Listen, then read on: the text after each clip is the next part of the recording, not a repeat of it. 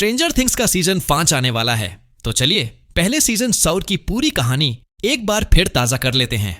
कहानी की शुरुआत होती है 1979 में हॉकिंस लैब से, जहां डॉ ब्रेनर टेस्ट सब्जेक्ट जीरो स्टैनबो पर एक्सपेरिमेंट कर रहे थे।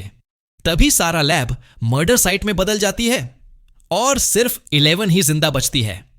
Cut to 1986।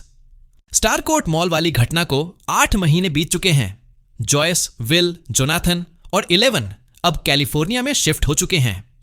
11 अपनी पावर्स खोने के बाद स्कूल में काफी बुलिंग झेल रही है। उधर जॉयस को एक रहस्यमयी रशियन डॉल मिलती है, जिसमें से एक नोट निकलता है, होप इज अलाइव। जॉयस समझ जाती है कि यह मैसेज हॉपर का ही है। हॉकिंस में माइक, डस्टिन और लुक्स हेलफायर क्लब नाम का नया D&D ग्रुप ज्वाइन कर चुके हैं। मैक्स अब भी बिली की मौत के शौक से बाहर नहीं निकली और सबसे कट चुकी है।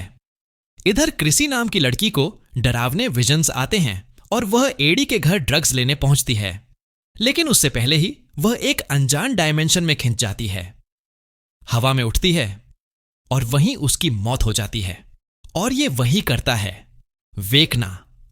शहर एडी को कातिल मान लेता है, लेकिन डस्टिन को पता है कि एडी मासूम है। टीम स्प्लिट होकर सच्चाई खोजने निकलती है। नैन्सी को विक्टर क्रील नाम के आदमी का केस मिलता है, जिसकी फैमिली का मर्डर भी बिल्कुल क्रिसी जैसा हुआ था। उधर 11 माइक के सामने बहादुर दिखने की कोशिश करती है, लेकिन जब एंजेला उसे पब्लिकली बुली करती है तो 11 गुस्से में उसकी नाक तोड़ देती है और अब उसका नाम पुलिस रिकॉर्ड में आ जाता है। गवर्नमेंट 11 के पीछे है। ओवेंस उसे सेफ लोकेशन ले जाता है, नाइना प्रोजेक्ट, जहां उसकी खोई हुई पावर्स वापस लाने की ट्रेनिंग शुरू होती है।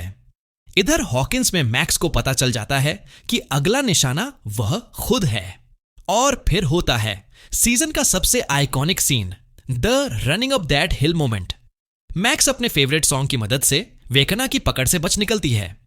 अपसाइड डाउन की टीम को पता चलता है कि हर मर्डर साइट एक नए गेट को खोल रही है और अगर 4 गेट खुले तो हॉकिंस खत्म। दूसरी तरफ रूस में हॉपर मौत से लड़ रहा है और आखिरकार जॉयस और मरी उसे आजाद कराने पहुंच जाते हैं। नीना प्रोजेक्ट में 11 को पता चलता है कि असली मॉन्स्टर, असली विलन कौन है, हेनरी क्रील यानी सब्जेक्ट 0 से 1, और वही आगे चलकर बनता है वेकना।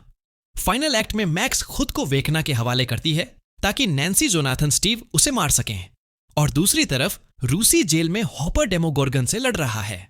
और नीना से बाहर निकल चुकी 11 लास्ट मोमेंट पर मैक्स की जान बचने की कोशिश करती है। पूरी तरह से तारीके से बचा नहीं पाती है और दूसरी तरफ नैन्सी उसे शॉटगन की गोली मारती है, जिसके कारण वह घायल हो जाता है और खिड़की से नीचे गिर जाता है। लेकिन वेकना गायब हो जाता है, जिसका कारण एक नया गेट खुला जाता है। फिर सीन कट होता है और हमको मैक्स कोमा में देखने को मिलती है। एपिसोड के एंड में पूरा हॉकिंस 2 हिस्सों में टूट जाता है। अपसाइड डाउन अब रियल वर्ल्ड में घुस चुका है और इसी के साथ सीजन 4 खत्म हो जाता है। अगर आपको इस सीजन की ये रिकैप वीडियो पसंद आई हो तो लाइक, कमेंट और सब्सक्राइब करना मत भूलिएगा। हम मिलेंगे अगली वीडियो में। तब तक के लिए धन्यवाद।